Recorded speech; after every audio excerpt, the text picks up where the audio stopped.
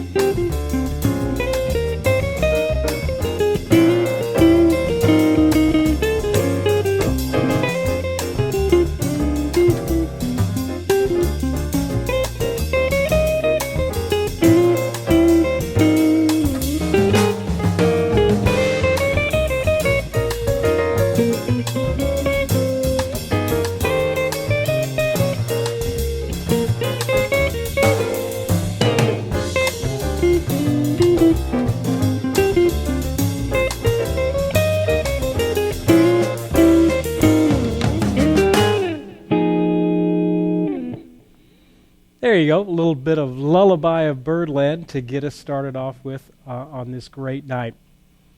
All right, I wanted to talk about the chords that you need to know. If you haven't already, go ahead and download the Chords You Need to Know chord charts, because we're going to be referring to those as we go throughout the lesson. Now, I play guitar for a living. I've been here in Nashville, obviously one of the most competitive environments for playing guitar, and there's certain chord forms that we use all the time in the studios and when we're playing live. Most of the chords that I use in my whole professional life are on these 4 sheets that I've entitled The Chords You Need to Know. I wish someone would have handed me, when I was a young kid trying to figure this stuff out, someone would have handed me, hey kid, here's a couple of sheets of paper. These are the chords you're going to need to know for about most of your professional life as a guitarist, are these forms. It would have saved me a lot of time. But these, so I wrote these all out. It may seem like there's a lot of them. There's basically 100-ish, 100+ forms, chord forms, that are the majority of chord forms that pros are using these days in the studio and that you need to know as a guitar player. We're going to start out with the first page, which is the basic page. It covers the basic chords, the basic open chords you need to know, and the basic bar chords that you need to know. All right, so take a look at that first page. I'm just going to go through these really quickly. As you're learning chords, you want to learn the form. I put down the chord, the standard fingerings for the chord. Like for that first chord there, I have an A with my second, third, and fourth finger here. You can also use 1, 2, and 3. You can also use a bar with just one.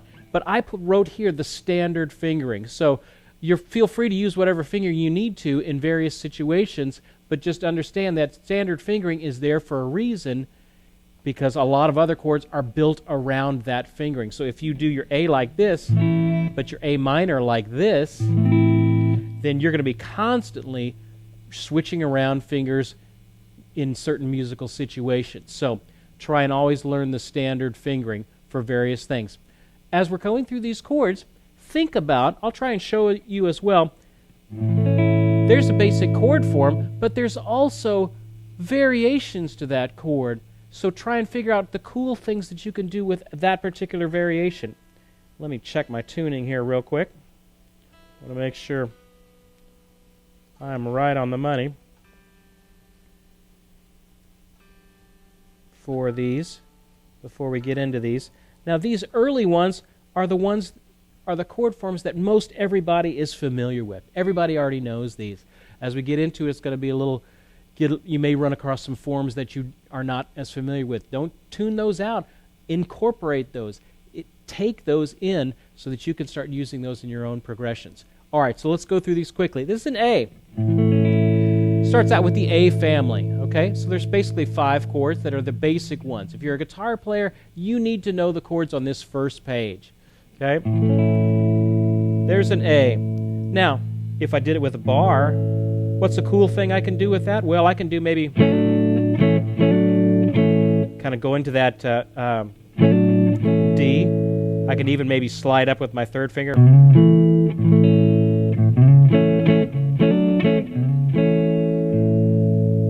All right, so that's some cool things you can do with that particular form. Then I have an A minor.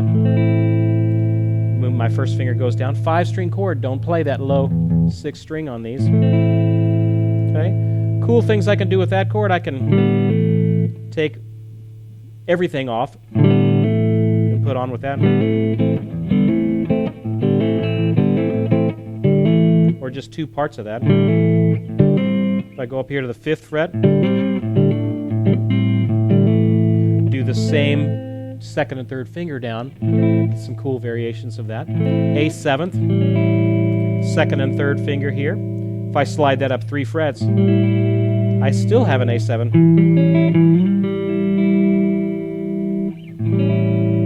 A minor 7th. Just take my 3rd finger off. A suspended. Notice the A suspended goes right back into that open A. A lot of times on a suspended chord, you'll see them right next to their major counterparts, so that's why you put the fingerings similar.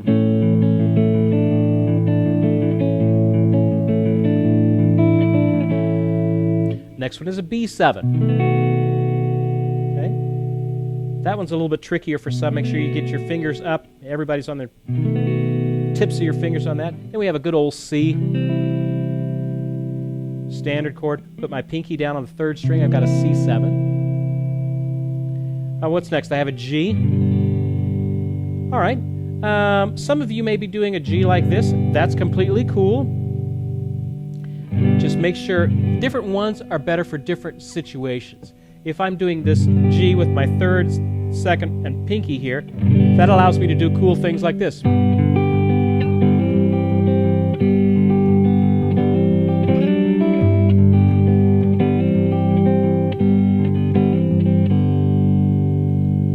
you do this G, or maybe even this G, that's good for progressions like this.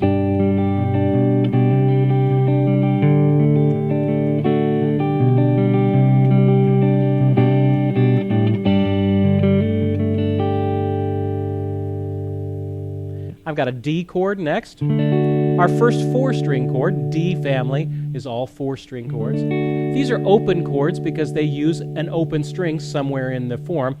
Here we have the open D string. First finger, third finger, second finger. I have a D minor. I have a D7 with second finger, first finger, third finger. D minor 7th. I have a bar, so let's talk a little bit how bars work. You'll notice if we can get a tight enough shot, my first finger is coming in, and notice that knuckle right there, it can either be like this, normal, or like that. So your knuckle is mainly like that, but it'll also hold pressure like that. And that's what you need to do on these bar chords. So I've got my knuckle inverted right there, covering 2 strings, and then I come over with my second finger over the top like that. If you try and do it like this, with raising your wrist up and thumb over the top, you'll never get it. Trust me, your wrist has to come down, your first finger coming back on the neck to get that D minor 7th. D suspended is the next one. First finger, third finger, fourth finger. Why would I finger it that way? Because it's going to always go back to, or not always, but a lot of the time it's going to resolve back to its major, which is like this, so that way I can just add the pinky down. Cool things you can do with this open D. I can flip off to that open string there on that first string. I can add my pinky down, catch the suspended.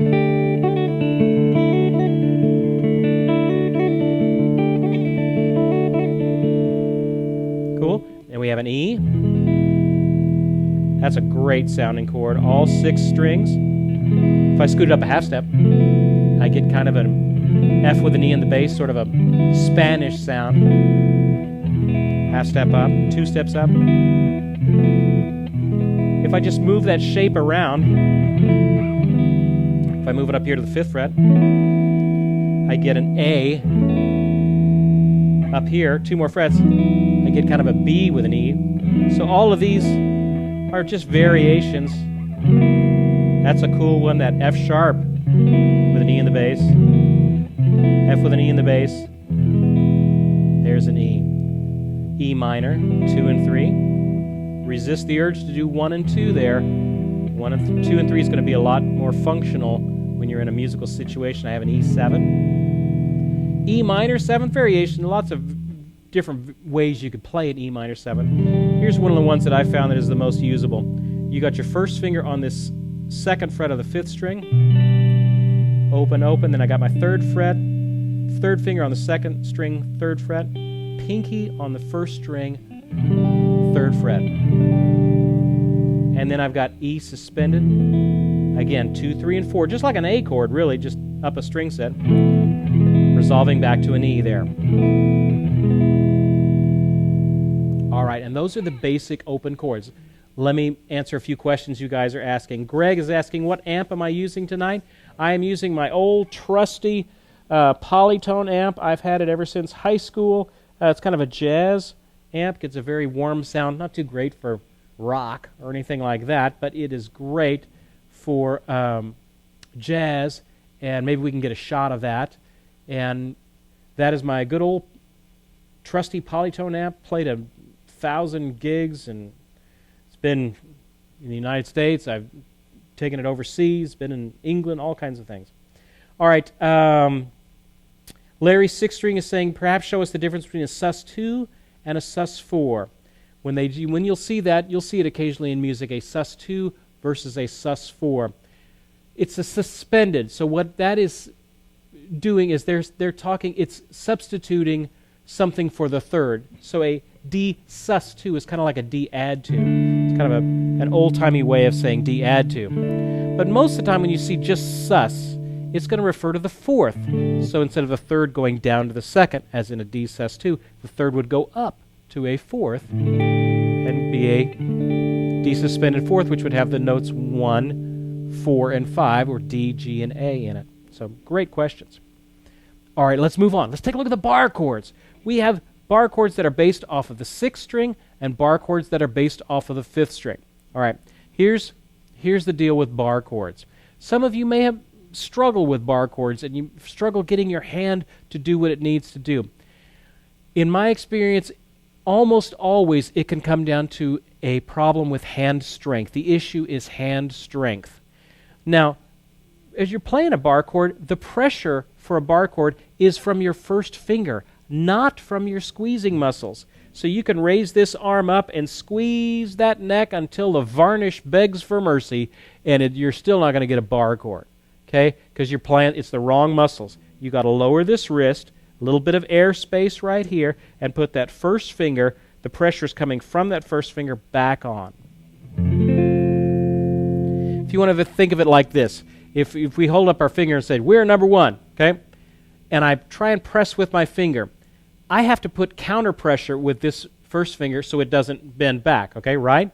That's the muscle for bar chords. The muscle that it takes to put that counter pressure and hold that first finger in place, that's the muscle that you use for bar chords.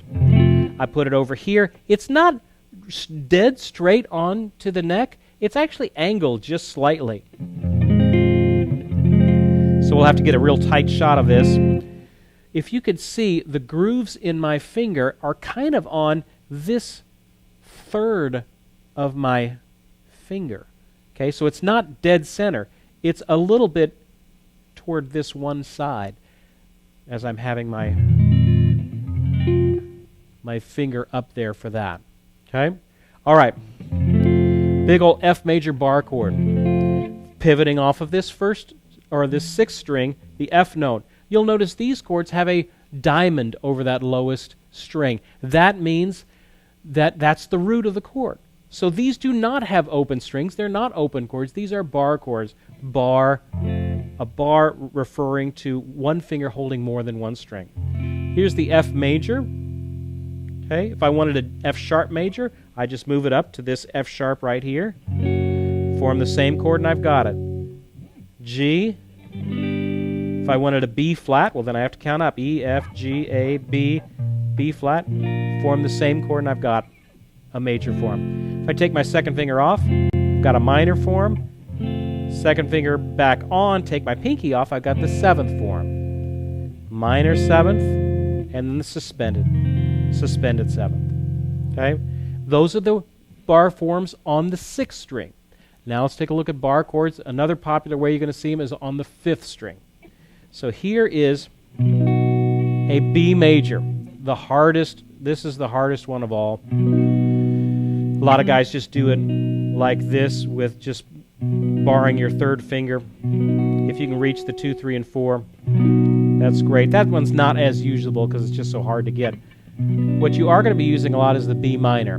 Here's the B, that 5th string. Now our roots are on the 5th string. So it's A, B, C, D, E, and working our way up. There's a B minor. So if I wanted a C minor, I'd scoot it up to there. B 7th, B minor 7th. If I add my pinky and stretch it out to that 5th fret, 2nd string, that's the suspended 7th. So that's the bar forms on the 6th string and the bar forms you need to know on the 5th string. Great. We've covered a lot of that. I know I went pretty fast for you. Those are the basic chord forms. You can't call yourself a guitar player and not know those forms. Bar chords are going to take some time to get. It's a physical thing. You have to develop that muscle. So even though I have my fingers in exactly the right place, your bar chord may sound like this. Okay? If I put down my fingers a little more, I get to this buzzy stage. If I put them down just a little bit more, I've got a clear bar chord. So sometimes your form is exactly correct. You just need to have a little bit more hand strength with it. All right, take a look at the next page. Next page. Those are the basic ones. Now let's start having some fun. The next batch of chords you need to know are 2 chords. Okay? Chords that add the 2nd step in the scale degree. So we have an A. We had an A major. If I take my pinky off, I have an A2, a very cool substitution for anytime you see an A major, I can throw that A2 in. This would be like an A sus2, we were asked earlier. If I have a C and I want to create a little bit more of a more contemporary sound with it, I can play a C2, and that's a shape like this. Very cool sound. I can even add the G there if I want to.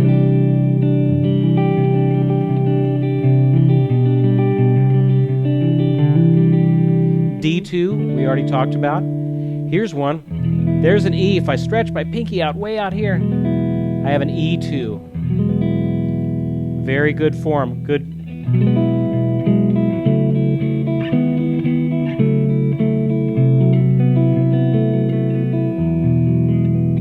Lots of cool things you can do with that form. Now, on these little variations and cool little things you can do with particular forms, pay attention to those. A lot of times progressions are made by just these little simple little adjusting of the form.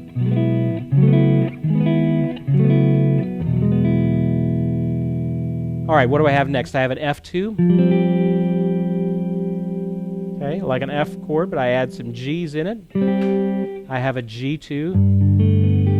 I can play that with my second finger, first finger, third, or third finger, second finger, fourth finger down there. And guys, I lost this monitor right here. Make sure you're on able to get that back. I need that so I can see what's going on. Okay, those are open chords. Those are open 2 chords. They're basically using an open string somewhere in the mix. All right, now let's look at ones that are movable. So we have the diamond again. Okay, so the diamond indicates where the root is at. This first one is an F2. Now, this is a great form. I use this all the time.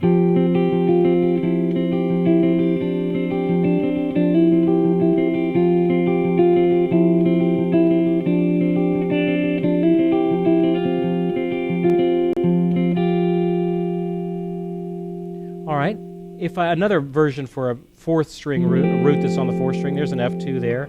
There's the F. If I wanted a G2, be right there. Another cool 2 chord is this G form. I'll use that all the time.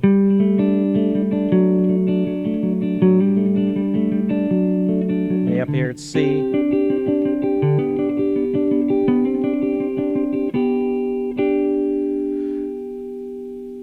What's next? I have 2 chord on the 5th string. It's kind of like a B minor, but I just take my second finger off. I have a 2 chord. There's the B in that. What can I do with that? I could maybe turn it into a major 9th. I could go taking the pinky and moving it back to the 3rd finger. What about a 2 chord with a 6th string root? Oh, you end up with this little odd shape right there. Big stretch between that second finger G over there, which is kind of an odd form, but you can make it do some cool things. Let's see.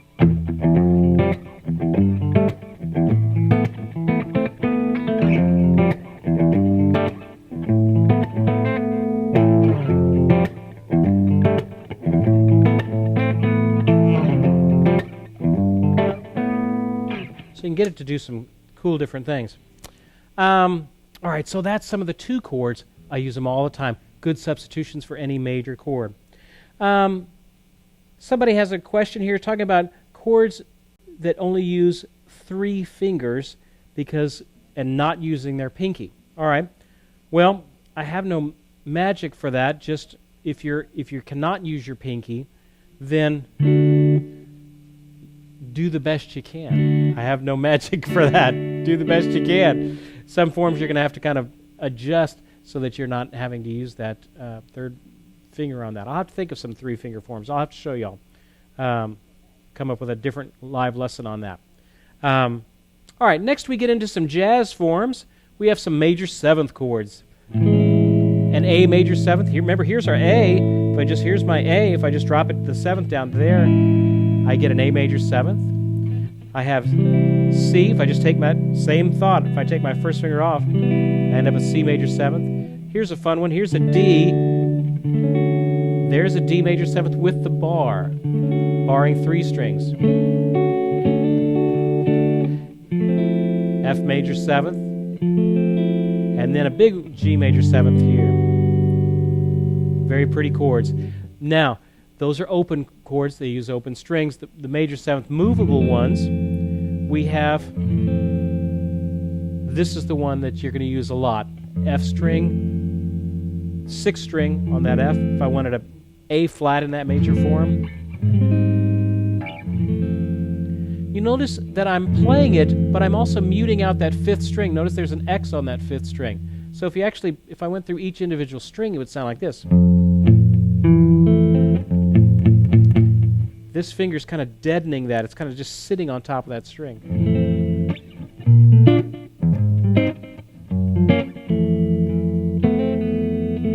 What about major 7th chords with on a root on the 5th string? I have B flat major 7th here. Another form is this one, C major 7th. And then the last one is a D major 7th, that sort of a shape. Again, these are all movable. On the 4th string root, that's a good shape. Bar on that 3rd string, or a 3rd finger over 3 strings. And then G major 7th, that shape there.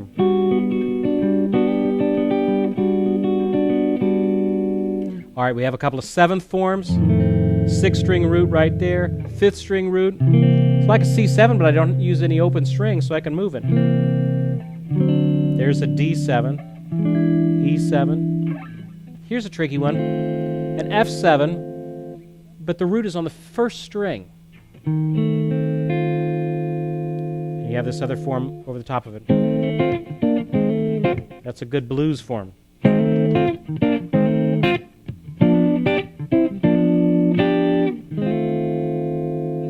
Okay, I got a couple of minor 7ths. That one's kind of hard to do.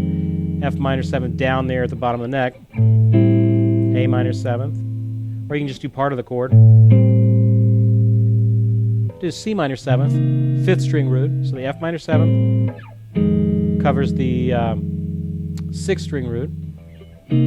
That's a good shape to cover the 5th string root. All right, now let's get to a couple of diminished forms.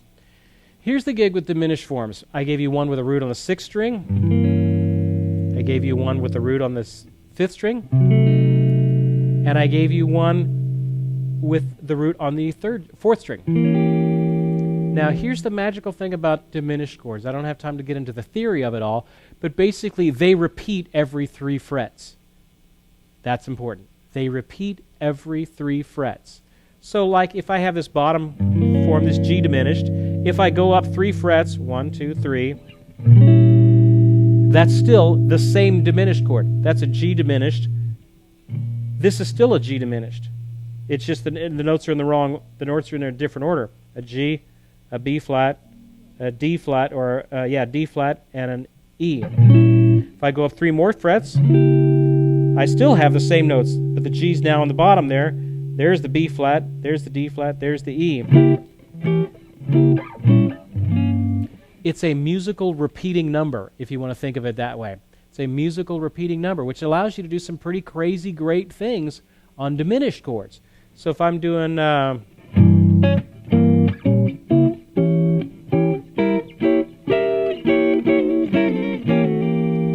it work on diminished arpeggios too.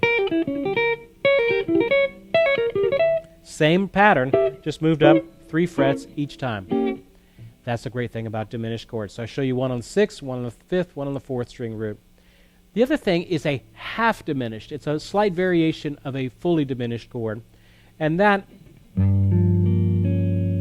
I've got one on the 6th string, which is G diminished. And again, these are all movable. I have a C half diminished, like that. Kind of an odd shape. And those are the 2 half diminished forms that I know. 2 great forms that you'll use all the time. We've got a couple of questions here.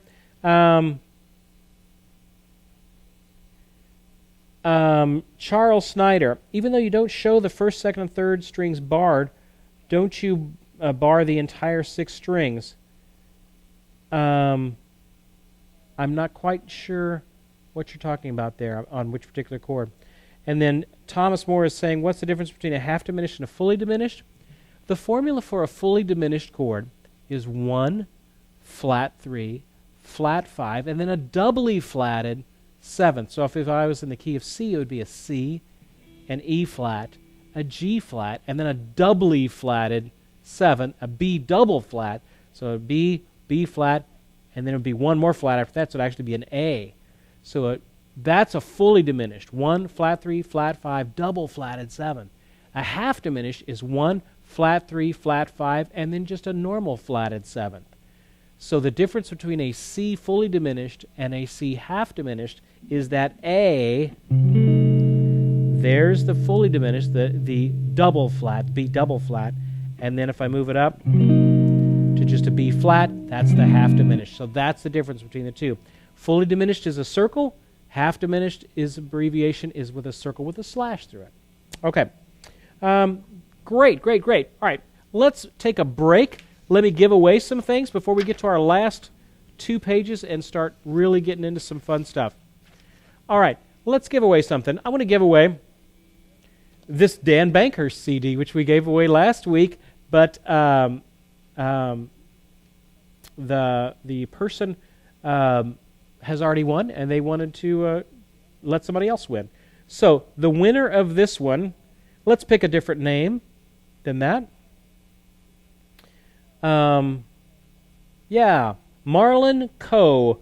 Marlon, you have just won a Dan Bankhurst flat-picking CD. Great CD, autographed by Dan. Send me your information, Marlon at service@mightyoakmusic.com, and we will get this right out to you. Send me what you won, your screen name, and your address, and we'll mail this right out to you. Great CD. Congratulations, Marlon. All right. Let me give you let you know of a couple of announcements, a couple of things.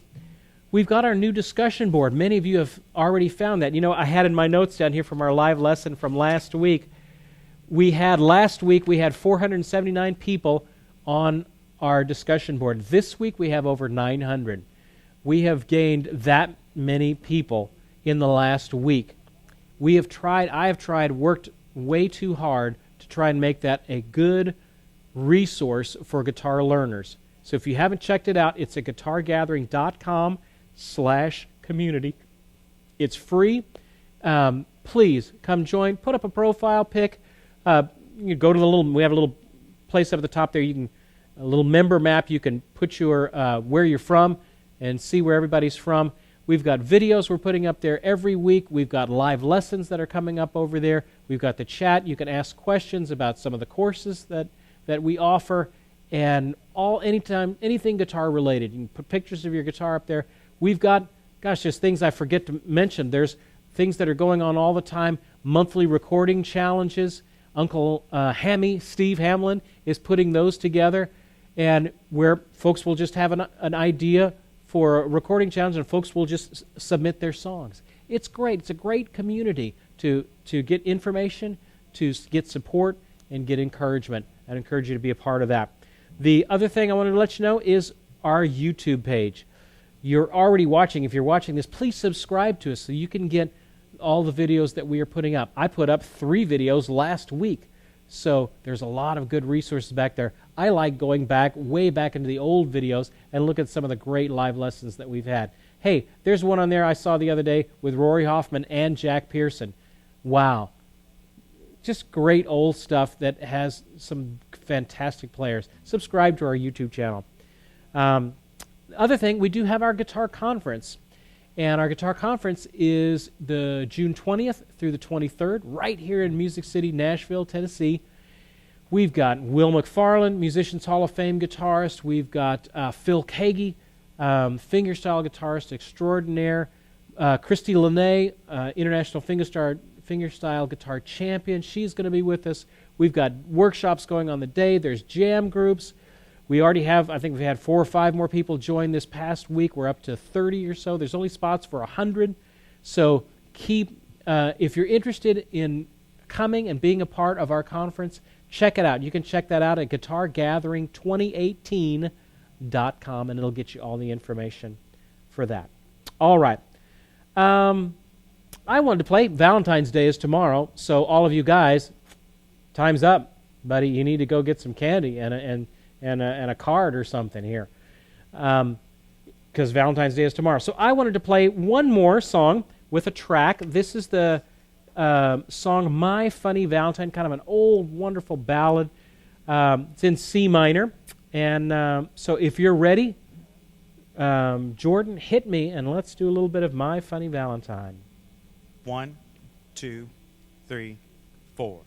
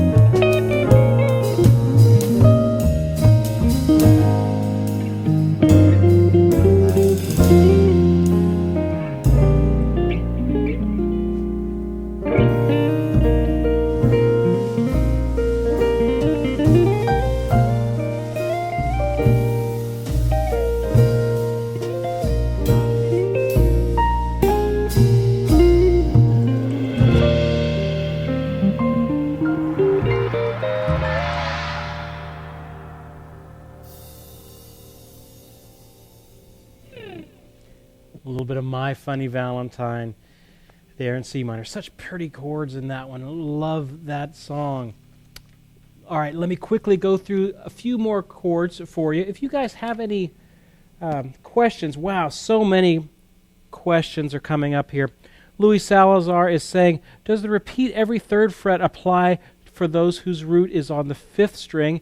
It only applies to diminished chords, is where you can go 3 frets up. And it applies on whether the root is on the fifth string, whether the root is on the sixth string, whether the root is on the fourth string, or the first string. It doesn't matter. It's a musical repeating number. It doesn't matter where I start. As long as I go 3 frets up, it's going to be the exact same chord. Fifth string, sixth string. There you go. Neil is saying, where do we get the backing tracks for the songs that I'm using? The songs that I'm using are currently the real book. You can go onto our website, and they have a version of the real book that I have there with the backing tracks. So it doesn't have a backing tracks to every song in the real book, which is kind of the standard jazz repertoire, but it's got them to about 95% of them, almost all of them, and they're all beautiful tracks like that with just kind of this wonderful jazz trio behind you. They follow the chords that are actually written in the real book pretty good. Sometimes there's a little bit of an intro, but generally it's pretty much right down the money of it. Okay, great resource. Tillman is saying, what key was I just in? I was in the key of C minor on that one particular song there. Thomas Moore is asking, should we bring an electric or acoustic to the guitar gathering? Which is a question we get a lot. I would suggest, you're welcome to bring whatever you want to, but if you're flying, it's going to be a hassle to bring an amp and pedals and stuff like that. So an acoustic just might be easier to just deal with it, going to different rooms for classes and things like that. Just easier to lug around. If you have the ability to drive, then you can bring your amp. There'll be places to plug in and stuff like that. We will not be providing amps. Of course, you can't provide amps for everybody. So, but in general, if I had to choose one or the other, an acoustic is just generally going to be a little bit easier for you to deal with as you're walking to and from various places. All right. I'm not going to be able to go through each one of these like I had initially thought, but take a look at the next sheet. Power chords, inversions, ninths, 11ths, and 13ths. Okay, first of all, we're going to come across power chords, open power chords. Now, power chords don't use the third. It's just the root and the fifth. So I have an open one on E, second and third. It's kind of like a bottom half of an E minor chord. If I keep going, I would hit the whole E minor. A. If you see that 5 there, what that is telling you is that's kind of the official way to notate a power chord is with a 5. So if you see an F5, an E5, an A5, that's what that is telling you. It's telling you to use a form without the third. Let me kind of do a quick tune here. All right. So we've got an E, we've got an A. Here's a good popular form I use all the time, this G5. Great chord. I'm muting out that fifth string.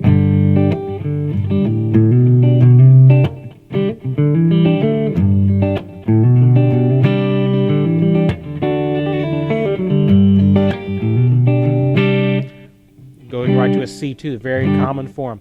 And then I have D5 as well. You can even add on that form, you can even add another fifth up here. So you have a D, A, D, and a high fifth. If I add a little distortion to that.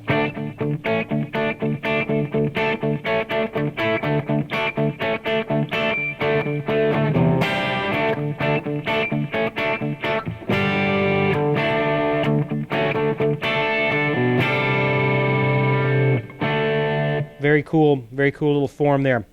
Then I have some movable forms. If I have my first finger on the F, this third finger there, bottom half of kind of a bar chord, that ends up being a power chord that's movable on the sixth string. Same shape if I wanted to do it like on B on the fifth string. And on power chords, I like to kind of mute a little bit down here. Let me get to my treble pickup. Mute muting a little bit, palm muting there.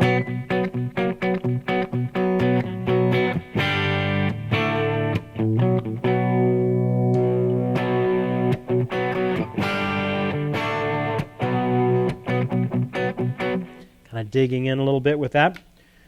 Next time we come across some jazz forms, I gave you one with a ninth form, the 5th string root, 6th string root, A ninth there. If I bar that first finger right here, I get an A 13th. Okay, get more complex chords. And here's the F minor 7th. If I add my pinky down, F minor 9th, C minor 9th. Remember, there was a C minor 7th. I'm just scooting the note back there.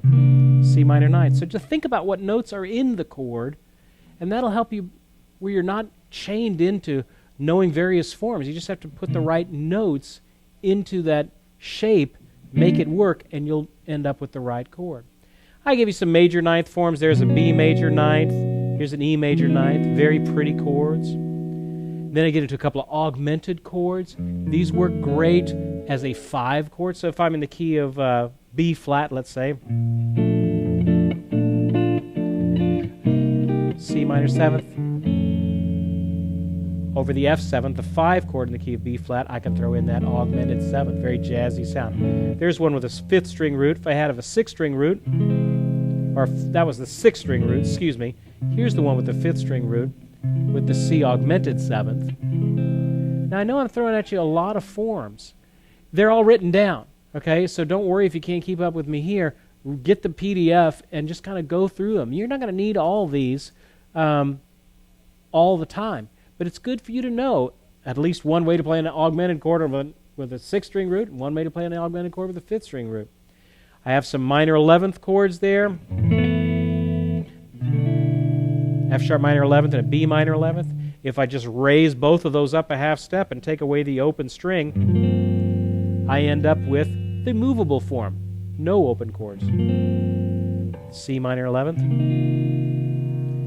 11th form, G 11th, 6th string root, 5th string root right there. A couple of 13ths I gave you. There's the 6th string root one. Here's a 5th string root one. Big stretch there for that one. All right, let me get through a couple of inversions, and then I will answer some questions here.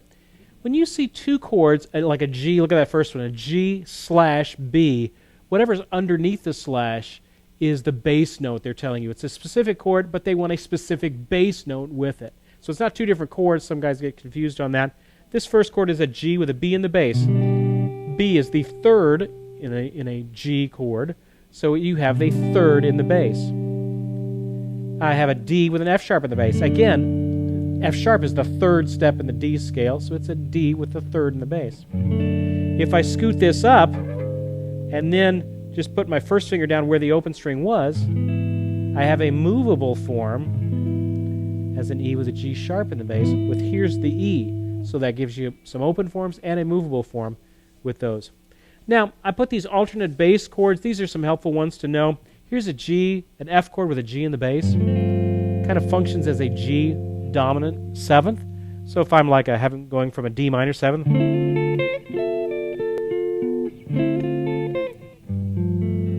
I want a jazzy kind of G, I can throw that F with a G in the bass. What if I had a C, a B flat with a C in the bass, which functions as a C chord, kind of a C dominant 11th, just a big bar over that. You can bar 4 strings, or you can bar all the way down to the 1st string. All right, couple of questions here. Randy is saying, what is the purpose of a double flat? Well, hey, I don't make the rules. I don't make the guitar playing rules. I just know what the rules are. There are, in this big world of ours, double sharps and double flats and sharps and flats, and then regular. You're not going to ever see a triple anything, but you will. You're not going to see them very much in guitar world, but they do exist. You can take a note, whatever note that is, a B, an A, whatever, and flat it, A to A flat, but I can also do a double flat and go 2 steps back. Now, I know, and you know, that an A double flat, let's say, is a G, as opposed to Why not just call it a G? Well, most of the time you would. But occasionally, just realize you can refer to them if you're in a particular key and a particular chord combination. You will sometimes need a B flat, especially on that fully diminished seventh. Thomas is asking, are there different versions of the real book? The short answer is yes. There's tons of different versions of it. There's basically the first volume, the second volume, the third volume, and I think there's even a fourth volume now. But there are, they can come in different keys. So you can get the first volume in C, the first volume in B flat, the first volume in E flat if you're playing an E flat alto saxophone. Guitar is in C, so you would just get the normal C version for guitar. Doug is saying, can you do power chords on the first couple of strings? Oh, yeah. Let's say, what were we doing? We were doing like an A, power chord down here.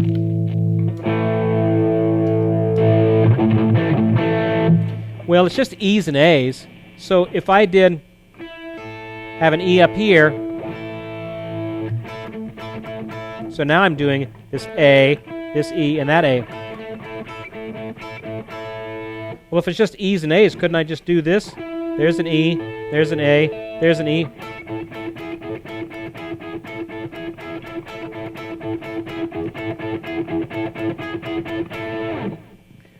A cool thing to do.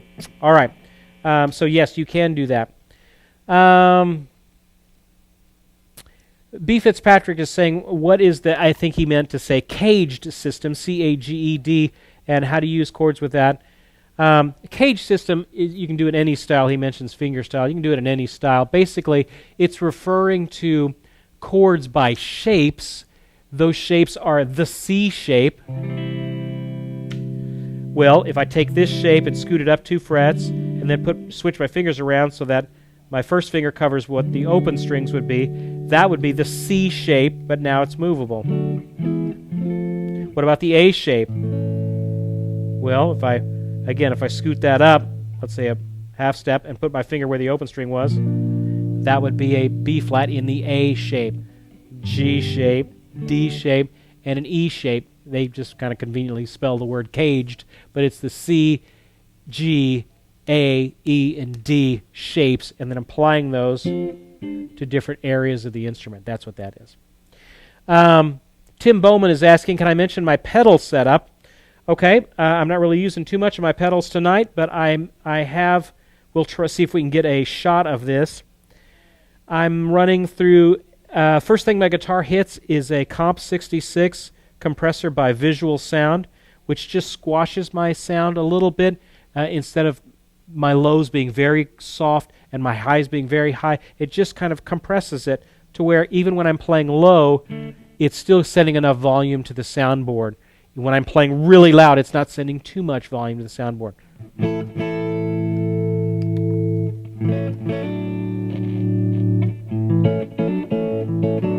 Gives my sound a little bit more punch.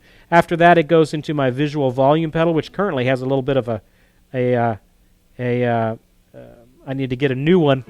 I've used it so much, it's got a little bit of a crackle in it. But what I like about it is it has a little volume LED indicator, so I can see how much I've pushed the pedal down. Why other volume pedals don't do this, I'll never know, because it's the most helpful thing in the world to actually see where you're at in your volume and be helpful. Then after that, I go into a Jekyll and Hyde distortion pedal. After that, which I'm not even using right now, after that, I think it goes into this TC Electronic Corona, which is just kind of a chorus. I don't even have it going very much. Let me increase my depth up a little bit.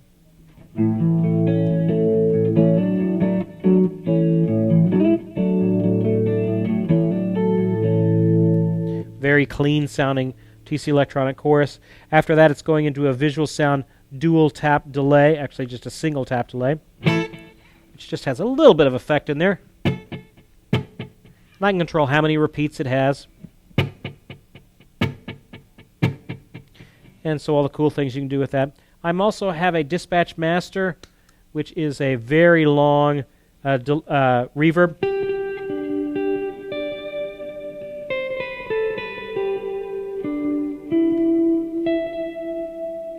Whatever.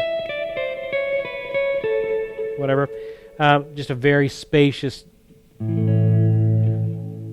delay. After all that, it goes into a Mark 423, MK 423 by Creation Audio Labs, which is just a clean boost, and it's a great pedal. I would highly recommend it.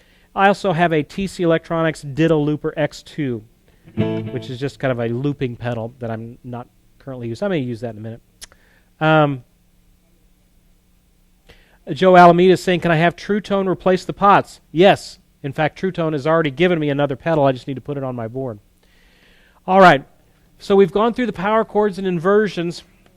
The next sheet is I titled The Coolest Chords That You Need to Know. These are basically, the first two lines are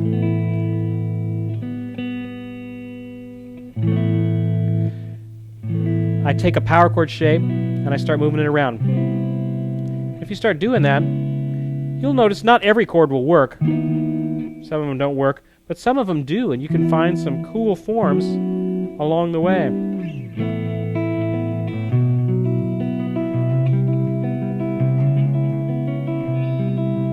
Just by moving a shape around. I do it with the next one, an F sharp minor 11th. If I start moving that around, I end up with some really cool shapes that I use a lot. A minor 9th there. I threw in some jazz forms, some flat 9, a sharp 9, G7 flat 5. Another one I use a lot, a major 9th chord, but with the 3rd in the bass there. So I can substitute that for a G major 9th. Another cool line if you want to just sound like a really great, get some really great tones. Instead of playing an E minor, I don't ever play an E minor, hardly ever. What I'll add is an E minor 9th, especially if I'm in the studio.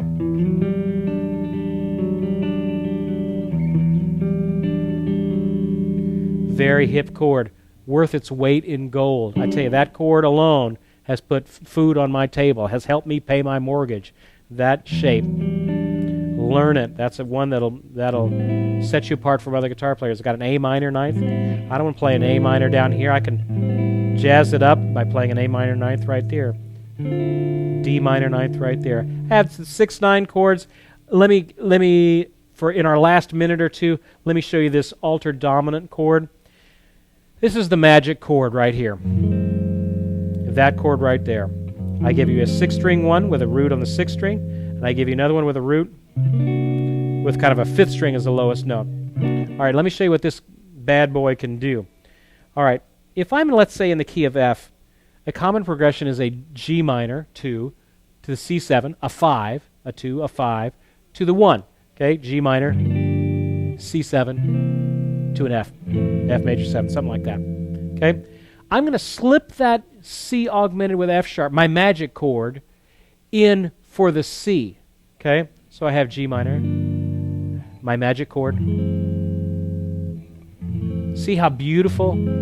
It's so filled with tension, it wants to resolve. It resolves downward to that F major 7th. It's such an unresolved chord, it'll resolve to anything major or minor. Let's say I wanted to go to maybe a D minor. See how I just did the other form of it up here at E flat, a half step above my target where I'm going. I play my magic chord. Let's say I want to go to a B flat. I'll throw my magic chord on a B.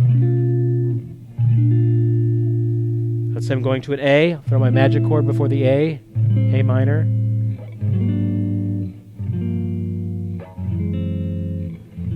Wow, do you hear all this? Sounds like I'm playing all this great jazzy stuff. It's the same chord form.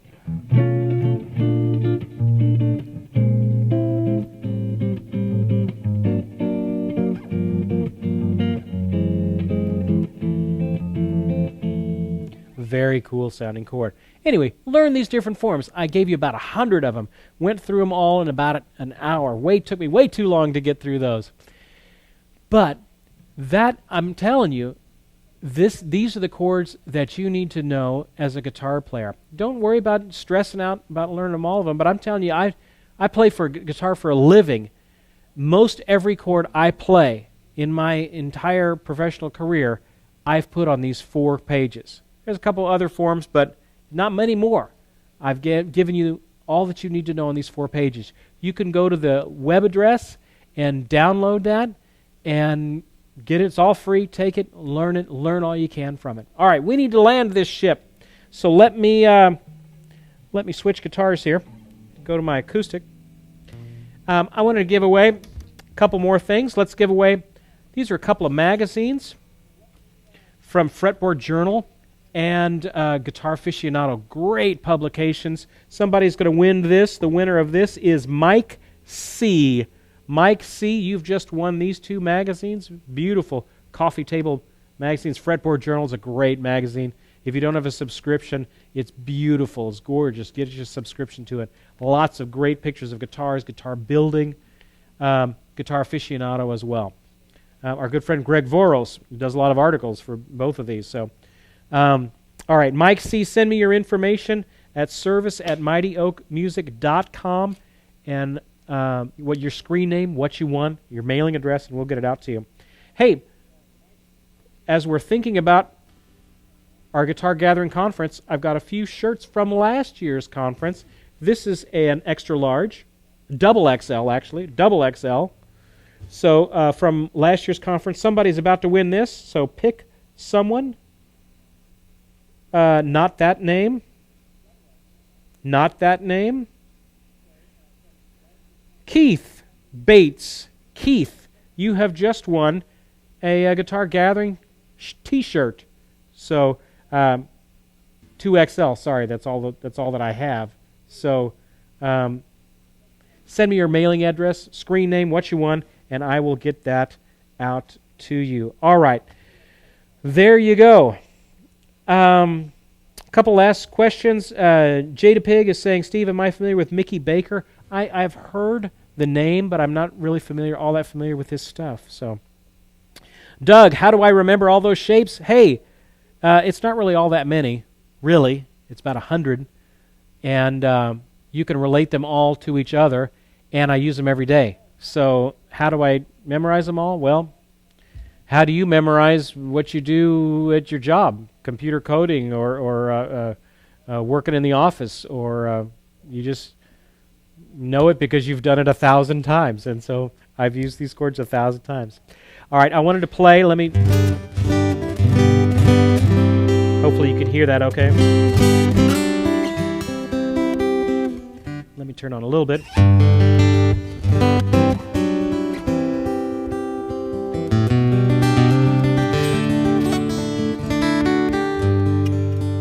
I want to play a song from a very old friend, Marty and Imogene Gaines. I was back when I was in college.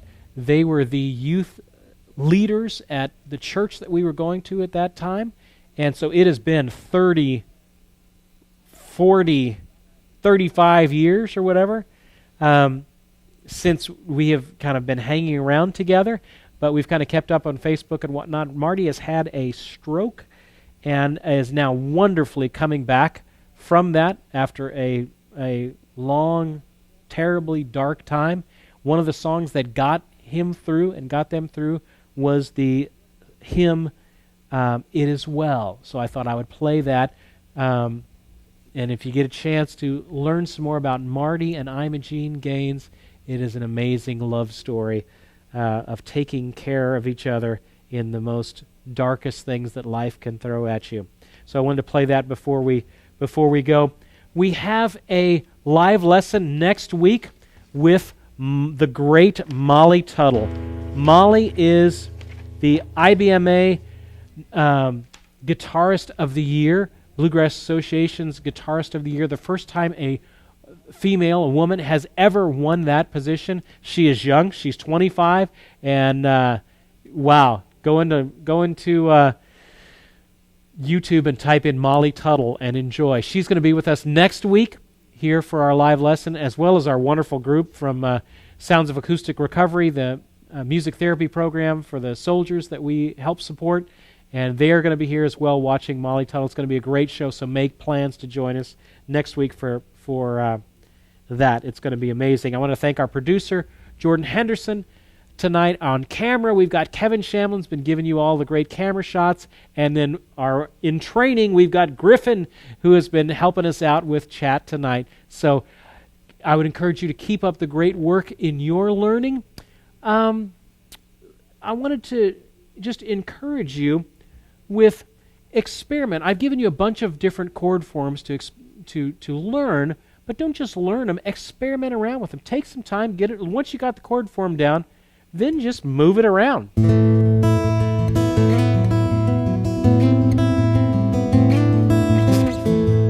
This is just an A2 form. If I just start moving it around,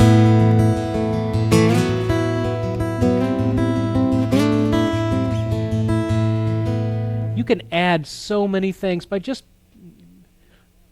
adding some creativity to your practice time. So have a little bit of your practice time, about 10% of your practice time, 20% should include just exploring on your instrument. Taking something, moving some notes around, see if you can make some music with it and explore. Don't forget to experiment on your instrument. All right, I'm going to play and then we will get out of here.